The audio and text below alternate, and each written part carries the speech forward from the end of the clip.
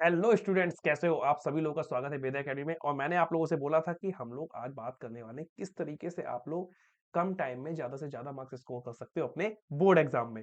अब बात आती है बोर्ड एग्जाम में मैथ को लेके बहुत लोग परेशान होते हैं। तो देखिए, ये जो आपकी वीडियो है, सबसे पहली बात तो अगर कोई स्टूडेंट्स ऐसा है जिसकी अभी तक तैयारी नहीं हुई है, वो कह रहा है कि सर मुझे बस आप कुछ ऐसे टॉपिक्स बता दो, कुछ ऐसी ट्रिक्स बता दो कि मैं भी 60% से ऊपर लेके आ पाऊं, क्योंकि मैं सिर्फ और सिर्फ 4 चैप्टर्स कंप्लीट करना चाहता हूं। वो मुझे बस 4 चैप्टर्स आप बता दीजिए। या फिर कोई स्टूडेंट्स ऐसा है कि सर नहीं नहीं, मैं तो बहुत पहले से तैयारी कर रहा हूं, तो मुझे आप 60 डेज की एक ऐसी स्ट्रेटजी बता दीजिए ताकि मैं 90 प्लस या 95 प्लस, और अगर हो सके तो मैं 100 नंबर तक लेके आ पाऊं, यानी 100 आउट ऑफ 100। चलिए देखते हैं और स्टार्ट करते हैं किस तरीके से आपको उन चीजों पे ध्यान रखना होगा। ठीक है, तो आपके सामने जो एक कोर्स स्ट्रक्चर है, ये सबसे पहली बात है कि जो आपका क्लास 10 का कोर्स स्ट्रक्चर है, इसमें आपकी मेन यूनिट्स हैं और डिपेंड करता है कौन से यूनिट कितने मार्क्स की। तो पहले यहाँ से चीजों को स्टार्ट करते हैं और लास्ट तक आपको ये वीडियो देखनी है। और आप विश्वास मानिएगा, आप इस वीडियो को देखेंगे और इस वीडियो को फॉलो करते हैं तो आप जो मैथ में जितना सोच रहे हैं उससे ज्यादा ही नंबर आप लोग लेके आ पाएंगे। ठीक है, चलिए तो हम लोग स्टार्ट करते हैं और आगे बढ़ते हैं और बात करते हैं आपके नंबर्स को लेके। चलिए देखिए, सबसे पहली चीज तो ये है कि अगर मैं आपसे यहाँ पे बात करता हूं कि आपका सबसे पहला जो यूनिट है नंबर सिस्टम, अलजेब्रा कोऑर्डिनेट। लेकिन हम यहाँ पे उस चैप्टर्स की बात करेंगे जो बहुत ज्यादा आपके नंबर रखते हैं। ठीक है, तो हम यहाँ पे सबसे ज्यादा बात करेंगे चैप्टर नंबर 2 की, जिसको हम देंगे यहाँ पे नंबर 1। ठीक है, चलिए तो नंबर 1 देंगे यहाँ पे, आप लोग खुद समझ जाएंगे कि सर हाँ ठीक है, नंबर 1 में लेने को तैयार हूं। ठीक है, ये हो गया मेरा नंबर 1। सबसे पहले आप चाहो तो इस चैप्टर से फॉलो कर सकते हो। ये बात उन स्टूडेंट्स के लिए खास तौर से ध्यान रखना कि आपको सोचते हो सर ये टाइम तो बचा नहीं मेरे पास, लेकिन मैं ये चाह रहा हूँ सर बस आप 4 चैप्टर बता दीजिए और मेरा 50% से ऊपर कंप्लीट हो जाए, बस मैथ में मैं पास हो जाऊं कैसे भी करके। तो वही मैं आपको बता रहा हूँ कि पहले नंबर पे आप अलजेब्रा को चूज करेंगे, सेकेंड नंबर पे आप ज्योमेट्री को चूज करेंगे, और थर्ड नंबर पे आपका आता है ट्रिग्नोमेट्री, इसको चूज करेंगे, और फोर्थ नंबर पे आपका आएगा मेंसुरेशन, एंड देन आप 5 नंबर को यूज करेंगे स्टैटिक्स एंड प्रोबेबिलिटी। ये 5 चैप्टर्स आपके वो चैप्टर्स हैं, अगर आप उनका एक परसेंटेज निकालेंगे ना तो भी आप हो सकता है 70% से ऊपर ही निकल जाए। ठीक है, बाकी अगर कोई स्टूडेंट्स ऐसा है जो चाहता है कि नहीं मुझे प्रॉपर तैयारी करनी, 95 नंबर से भी ज्यादा लाने, या फिर आउट ऑफ मतलब 100 आउट ऑफ 100 मिल सकते हैं बिल्कुल मैथ में, तो आप लोगों को ये प्रॉपर इन चैप्टर्स को कंप्लीट करना है। तो सबके लिए सबके ध्यान में रख के वीडियो बनाई जा रही ताकि आप लोग हर इंसान इस चीज को समझ सके। ठीक है, चलिए अब यहाँ पे 80 नंबर्स का आपका टोटल पेपर होगा, ये चीजें आपकी क्लियर है। आगे बढ़ते हैं, आगे बात करते हैं यूनिट 1 नंबर सिस्टम के बारे में। ठीक है, तो मैंने ध्यान अब रखना आप लोग, मैंने वो 5 चैप्टर्स आपको बता दिए हैं कि उन 5 चैप्टर्स को आप पहले पढ़ते हो तो आप पहले 70% को कवर करते हो। और अगर आपका लगता है कि आपकी तैयारी पहले चल रही तो कोई टेंशन वाली बात नहीं है, आप सारे चैप्टर्स को कंप्लीट कर सकते हो 95% से, मतलब मैथ में 95 कैसे का मतलब 95 98 तक ला सकते हो। ठीक है, अब हम लोग बात करते हैं कि कौन से चैप्टर्स इंडिविजुअल कितने नंबर का है, उसमें क्या चीजें क्या यूनिट्स आपकी इंपॉर्टेंट है, उस पर आप थोड़ा सा ध्यान रखना। ठीक है, चलो अब स्टार्ट करते हैं हम लोग। ठीक है, चलिए अगर मैं आपसे बोलूं यहाँ पे नंबर सिस्टम के बारे में, तो नंबर सिस्टम में आपका जो चैप्टर है वो आपका है रियल नंबर्स का। क्लियर? अब रियल नंबर्स में जो आपकी 3 चीजें मेन आती हैं वो क्या क्या है वो देख लीजिएगा। रियल नंबर में आपके रेशनल नंबर्स की जो बेसिक डेफिनेशन है वो है आपका, और आपके इरेशनल नंबर्स क्या होते हैं। ठीक है, तो इन चीजों को देख लीजिएगा, ये मैं लिख के बोल रहा हूँ, बाकी लिख रहा हूँ, बाकी आप चाहो तो आप सीधे इनको मेरी जो वर्डिंग बता रहा हूँ उससे भी आप समझ सकते हैं, ऐसा कोई इश्यू नहीं है। ठीक है, चलिए अब बात करते हैं मेन पॉइंट की। देखो, अगर मैं यहाँ पे आपसे बात करूं रियल नंबर्स की, एक सेकेंड,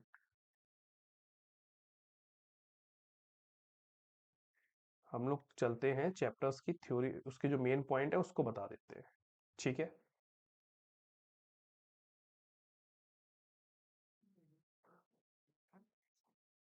देखो अगर हम लोग बात करें रियल नंबर की, ठीक है, इस चैप्टर्स में आपकी मेन दो ही चीजें हैं, फंडामेंटल थ्योरम और रिविजिटिंग वाला जो है आपका रेशनल नंबर का। ठीक है, उस कॉन्सेप्ट को आपको लेके चलना है, क्योंकि मैं आपको ये बता रहा हूँ कौन के कॉन्सेप्ट पे आपको ध्यान देना है, और फिर बाद में आपके पास टाइम टेबल भी आएगा।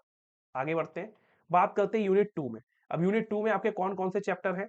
पॉलिनोमियल्स का आपको ध्यान रखना है, फिर क्वाड्रेटिक इक्वेशंस है आपकी, pair of linear equation in 2 variable, arithmetic progression. यही आपकी यूनिट 2 जो अलजेब्रा है, इसी पे आपको बहुत ज्यादा ध्यान देना है, इसी पे आपको बहुत ज्यादा ध्यान देना है, मोस्ट इंपॉर्टेंट आपकी यही है।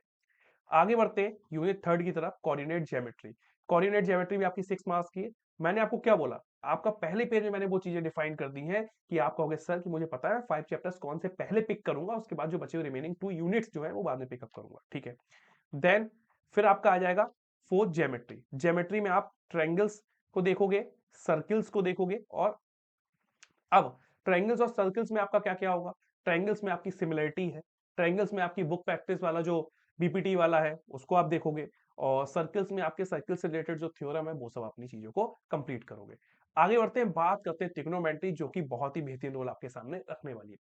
ट्रिग्नोमेट्री में आपके सामने स्क्रीन पे दिख रहा होगा कि इंट्रोडक्शन टू ट्रिग्नोमेट्री जो बिल्कुल बेसिक है, उसके बाद ट्रिग्नोमेट्रिक आइडेंटिटीज है जो आपको माइंड में रहनी चाहिए, जिससे आप बहुत सारे अपने क्वेश्चंस को सॉल्व कर सकते हो। हाई डिस्टेंस जो आपका एप्लीकेशन है उसको आप करोगे, हाई डिस्टेंस में अपनी सारी चीजों को आप कंप्लीट करते हुए आगे बढ़ जाओगे। चलो ये भी 12 मार्क्स का है, बहुत ज्यादा इंपॉर्टेंट है।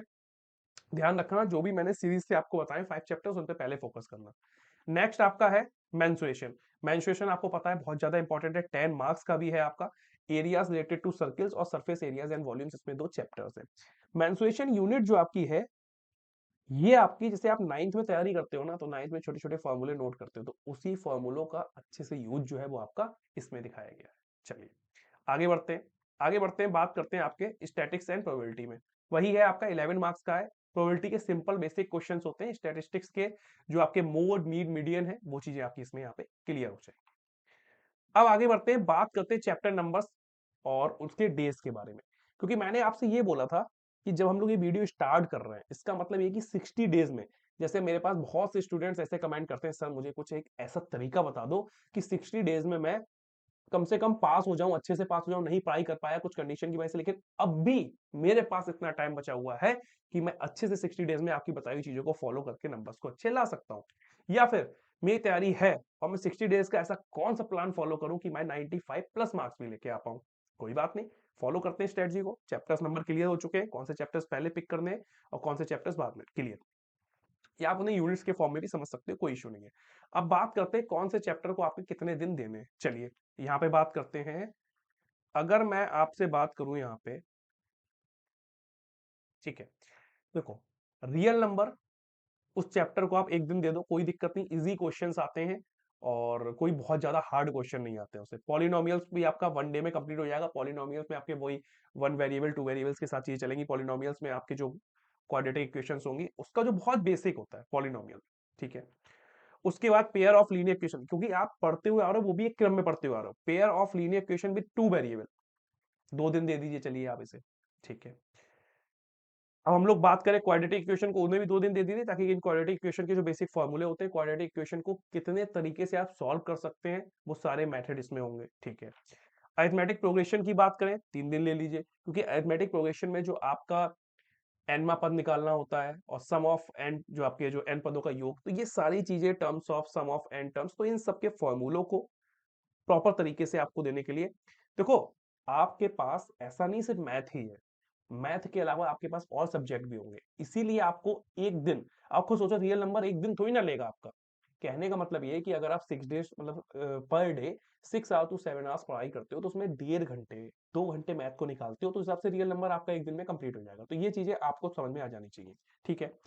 अब अगर हम लोग बात कर रहे हैं यहाँ पे ट्रायंगल की, ट्रायंगल में 3 डेज मैंने इसलिए दिए हैं, ट्रायंगल्स में आप सिमिलैरिटी को भी कंप्लीट करोगे, ट्रायंगल्स में आप जो आपकी क्राइटेरिया है कॉन्ग्रुएंस का उसे भी कंप्लीट करोगे, तो वो चीजें आपको फॉलो करनी होंगी। बेसिक कॉन्सेप्ट कि कॉन्ग्रुएंस कौन कौन से हैं, तो कॉन्ग्रुएंस के कौन कौन सी थ्योरम है, क्या इसके कॉन्सेप्ट है, उसको अपना एक जगह नोट करना है, उसको देखना है, ठीक है। क्वेश्चंस के लिए अलग से टाइम है आपके पास, चिंता मत करो, ठीक है। अब आगे बात करते हैं कोऑर्डिनेट ज्योमेट्री की, उसको आप 2 डेज दे सकते हो, कोई दिक्कत नहीं है। और इसी के सामने आपका लेवल भी लिखा हुआ है, किस चैप्टर से किस लेवल के क्वेश्चन आपके लिए आते हैं। नेक्स्ट, अब इंट्रोडक्शन टू टिग्नोमेट्री। टिग्नोमेट्री में आपके डिफिकल्ट क्वेश्चन इसलिए मैंने बोला है क्योंकि वहां पे एक आइडेंटिटी का यूज करके आप डिफरेंट टाइप्स ऑफ आइडेंटिटी को बनाओगे और उस क्वेश्चन को लेफ्ट हैंड साइड और राइट हैंड साइड को इक्वल करोगे, ये चीज ध्यान रखना आप। सम एप्लीकेशन ऑफ ट्रिग्नोमेट्री, इसे भी मैंने 3 डेज दे दिए, क्योंकि हाइट एंड डिस्टेंस के कॉन्सेप्ट अच्छे से क्लियर करना, और हर कॉन्सेप्ट पे 1-2 एग्जाम्पल आप कर सकते हो आसानी से, इसीलिए मैंने 3 डेज आपको दिए, ठीक है। सर्किल्स को आप 2 डेज दे सकते हो। रिलेटेड टू सर्किल्स वो ज्यादातर आपके फॉर्मूले पे डिपेंड करता है, ठीक है। सरफेस एरियाज एंड वॉल्यूम वो भी आप कंप्लीट करोगे। स्टैटिस्टिक्स को मैंने 2 डेज इसलिए दिए हैं क्योंकि स्टैटिस्टिक्स में आप डिफरेंट टाइप्स ऑफ कॉन्सेप्ट, जैसे मान लीजिए आप मोड कॉन्सेप्ट पहले क्लियर करा, उसके बाद उससे रिलेटेड क्वेश्चन करे, फिर मीड से मीन से रिलेटेड, फिर मीडियन से, ठीक है। उसमें जो टेबल्स वाले जो क्वेश्चंस होते हैं उस टेबल्स को भी हर टाइप के एक एक क्वेश्चन को कर लो खाली कॉन्सेप्ट के साथ, बस और ज्यादा कुछ नहीं करना है, ठीक है। प्रोबेबिलिटी में भी आप बेसिक कॉन्सेप्ट क्लियर कर सकते हो, ठीक है। और प्रोबेबिलिटी के लिए मैंने एक दिन दिया है क्योंकि प्रोबेबिलिटी में आपकी 10th में बेसिक की प्रोबेबिलिटी है। नेक्स्ट, अब बात करते हैं कि आप कितने डेज को कैसे कैसे यूज करोगे। मैंने अभी आपसे ये बोला, एक बार समझ लो, देखो ध्यान से समझ लो जो मैंने डेज आपको बताए। मैंने अभी आपसे ये बोला कि आप 60 डेज के प्लान को फॉलो कर रहे हो, क्लियर। 60 डेज में 30 डेज अभी हम लोगों ने किसमें ले लिए, 30 डेज आपने ले लिए कॉन्सेप्ट रिवीजन में, क्लियर। मतलब हर चैप्टर का जो मेन कॉन्सेप्ट है वो क्लियर करोगे और उससे रिलेटेड एक एग्जांपल, एक क्वेश्चन, ताकि माइंड में कॉन्सेप्ट को यूज करना आ जाए, ठीक है। 20 डेज आपके लिए है पीवाईक्यू, रेफरेंस बुक और एग्जाम्पलर। मतलब आप जो भी, देखो, आप जो भी रेफरेंस बुक ले रहे हो, ठीक है, चाहे वो आर डी शर्मा हो चाहे आर एस अग्रवाल, जो आपको लगता है या जिससे आप मोटिवेट हो कि नहीं सर इसके क्वेश्चन मुझसे हो रहे हैं, उसके भी सिर्फ और सिर्फ आपको पीवाईक्यू जो आपके प्रीवियस ईयर डेट में आए हो, आप आराम से देखोगे आर एस अग्रवाल को, तो आर एस अग्रवाल में आराम से एग्जैक्ट डेट है कि आपका ये इसमें आया है, मतलब 2003 में आया है, 2007, 18, 19, जिसमें भी आया हो, जो ज्यादा डेट वाला एग्जाम्पल हो उसी को तो करोगे। क्यों हम वो क्वेश्चन करें जो कभी आया ही नहीं आज तक? भाई पीवाईक्यू करने का मतलब यही हुआ ना, ठीक है। तो इससे पीवाईक्यू करने से आपने जो कॉन्सेप्ट 30 डेज में कवर किए वो आपके रिकॉग्नाइज होंगे और उससे रिलेटेड आप चीजों को कंप्लीट कर पाएंगे, ठीक है। बाकी आपके जो 9 डेज बचते हैं उसमें आप क्या करोगे, sample paper and mock test, मतलब जो आपके सैंपल पेपर है जहां से आपको मिल जाए, सीबीएसई के सैंपल पेपर मिल जाए, जो भी बेसिक एनसीईआरटी लेवल पे जो सैंपल पेपर है वो सारी चीजें आप यहाँ पे फॉलो कर सकते हो। फिर आपका जो वनडे आया है एक दिन लास्ट का, वो क्विक रिवीजन, मतलब ये कि एक दिन आपका जो आया है लास्ट आपके एग्जाम से पहले, मैथ के एग्जाम से पहले, तो उसमें आप क्या करोगे, रिवीजन। और क्विक रिवीजन के लिए आपकी एक नोटबुक है वो बहुत हेल्प करेगी आपकी, तो मैं आपको वो भी बता दूंगा कि 3 टाइप्स ऑफ नोटबुक आप कौन यूज कर रहे हो, वो भी आप देख लीजिए। ये नहीं कि बाद में परेशान हो कि सर मैंने एक ही रजिस्टर में सब कुछ लिख रखा था, वो रजिस्टर ही नहीं मिल रहा है, तो उसके लिए भी बहुत बेहतरीन उपाय आप आगे देखिएगा, ठीक है। अब यहाँ पे हम लोग बात करते हैं 3 टाइप्स ऑफ नोटबुक के बारे में। देखो, जब यहाँ पे हम लोग नोटबुक की बात कर रहे हैं तो आप यहाँ पे बात करोगे सबसे पहले फेयर नोटबुक। फेयर नोटबुक मतलब सिंपल सा ये कहो, जैसे आप 30 डेज जो आपने तैयारी करी, फेयर नोटबुक में आपने क्या करा, कॉन्सेप्ट पढ़ा, उससे रिलेटेड एक एग्जाम्पल को नोट कर लिया, बात ध्यान से समझना मेरी, ठीक है। उस फेयर नोटबुक में आप अपने रेफरेंस क्वेश्चन भी डाल सकते हो, कोई दिक्कत नहीं है, बहुत कम, वो फेयर नोटबुक है, ठीक है। दूसरी फिर आपकी नोटबुक आती है प्रैक्टिस नोटबुक।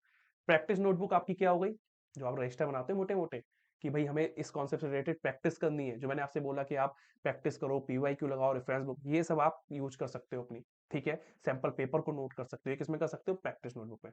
और थर्ड आपकी आती है जो मैंने आपको बोला था वनडे क्विक रिवीजन के लिए आपको चाहिए, तो वो आपकी हो जाएगी ये वाली फॉर्मूला कॉन्सेप्ट वन लाइनर। जैसे क्वाड्रेटिक इक्वेशन क्या है, उसका फॉर्मूला क्या है, सम ऑफ रूट्स क्या है, मल्टीप्लिकेशन ऑफ रूट्स क्या है, बस खाली 4 लाइनों में क्लियर हो गया। तो वो आपका फॉर्मूला नोटबुक काम करेगी आपके एग्जाम से एक दिन पहले। अब एक दिन पहले ज्यादा पढ़ोगे तो परेशान हो जाओगे, एक दिन पहले क्या करना है, आराम से उठना है, फॉर्मूला नोटबुक देखनी है, अच्छा ये रेशनल नंबर ये हो गया, ये क्वाड्रेटिक इक्वेशन हो गई, ट्रिग्नोमेट्री की जो आइडेंटिटीज है वो हो गई, अच्छा ये एक टेबल बनी है, साइन 30 दिस, साइन 45 दिस, बस इतना ही आपको करना है, यही एक क्लियर फॉलो है, ठीक है। चल आगे बढ़ते हैं, बात करते हैं यूज ऑफ स्टेप मार्किंग। अक्सर स्टूडेंट कंफ्यूज होते हैं, कहते हैं सर स्टेप मार्किंग है मैथ में या नहीं है, अगर है तो कैसे वर्क कर रही है, अगर नहीं है तो कहां नंबर कटेगा, तो समझ लो। देखो, स्टेप मार्किंग का सबसे मेन रोल क्या है, अगर मैं आपसे बोलूं, अगर आप लोग किसी भी क्वेश्चन को सॉल्व करते हुए फॉर्मूला यूज कर रहे हो, फॉर्मूला यूज करा आपने और आपने उसका फिर आंसर दे दिया, तो आपके फुल मार्क्स मिलेंगे, कोई मार्क्स नहीं कटेगा। लेकिन अगर कोई क्वेश्चन 2 मार्क्स का है या फिर उससे ज्यादा मार्क्स का है और सिर्फ आप आंसर देते हो और फॉर्मूला आपने यूज नहीं किया है, तो फिर आपको मार्क्स कट हो जाएंगे, आपके मार्क्स कम हो जाएंगे, ठीक है। अक्सर लोग कंफ्यूज होते हैं कि सर मैंने क्वेश्चन को 2 टाइम अटेम्प्ट कर दिया था और दोनों चेक हो जाएंगे क्या, बिल्कुल नहीं होगा। अगर आपने, सुनो ध्यान से, अगर आपने किसी क्वेश्चन को 2 टाइम अटेम्प्ट किया, जैसे एक बार मान लीजिए आपने क्वेश्चन यहां अटेम्प्ट किया है और एक बार मान लीजिए आपने यहां अटेम्प्ट किया, क्लियर। और पहला वाला जो क्वेश्चन है वो आपका गलत है, ठीक है, समझना ध्यान से, एक सेकेंड, पहला वाला जो क्वेश्चन है वो गलत है, मतलब पहला जो आपने अटेम्प्ट किया दूसरा वाला सही है। तो जब भी कॉपी चेक होगी ना, तो हमेशा पहला वाला चेक किया जाएगा, यानी आपके जो मार्क्स हैं वो कट हो जाएंगे। इसीलिए जब भी आपने मानो एक बार करा वो गलत हो गया, आप बोले अरे मुझे समझ में आ गया गलती कहाँ है, तो मैं दोबारा ट्राई करता हूँ, दोबारा आपने सही कर दिया। तो हमेशा ध्यान रखो उस पहले वाले को प्रॉपर इस तरीके से कट कर दीजिए ताकि वो चेक ना हो। सेकंड वाला चेक होगा और आपके पूरे मार्क्स आपको क्लियर मिल जाए। ठीक है, चल आगे बढ़ते हैं।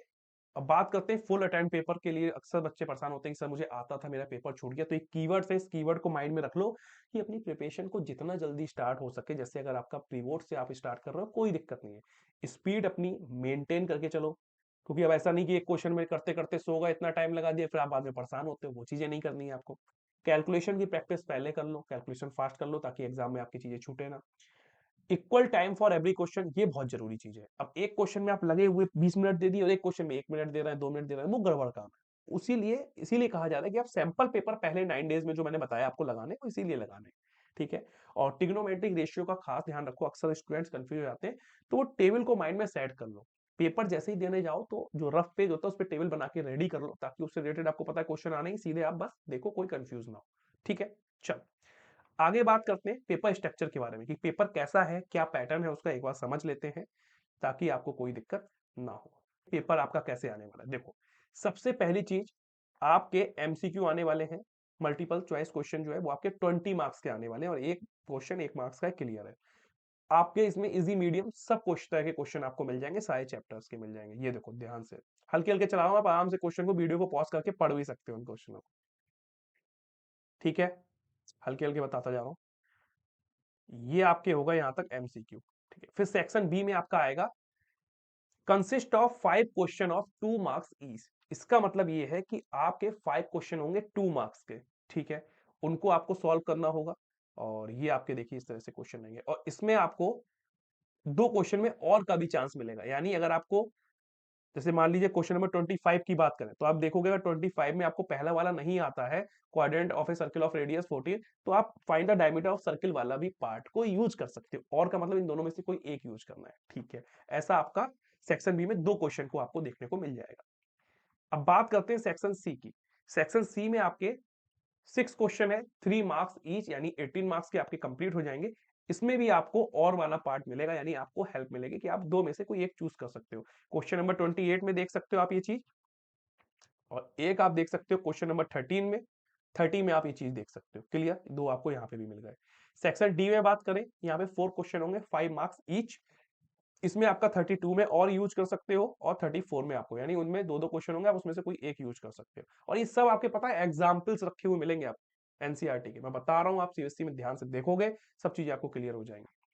ठीक है, आगे बढ़ते हैं। अब बात आता है case study based question are compulsory. Case study कोई बहुत ज्यादा टफ नहीं होती है, आप बस ध्यान लगाना होता है, जो केस दिया होता है उसको ध्यान से पढ़ना होता है और उससे रिलेटेड ही आपको क्वेश्चन के आंसर मिल जाते हैं। तो ये केस स्टडी बहुत इंपॉर्टेंट है। 3 केस स्टडी आती है और वन जो मतलब एक केस स्टडी आपकी 4 मार्क्स की है, और जो 2 मार्क्स वाला आपका क्वेश्चन है उसमें भी आपको और का फैसिलिटी मिल जाती है। जैसे आप यहाँ पे देखो, find the total production in first 10 years और in how many years will the total production reach 31,200 का, ये चीज आपको यहाँ पे देखने को मिल जाती है।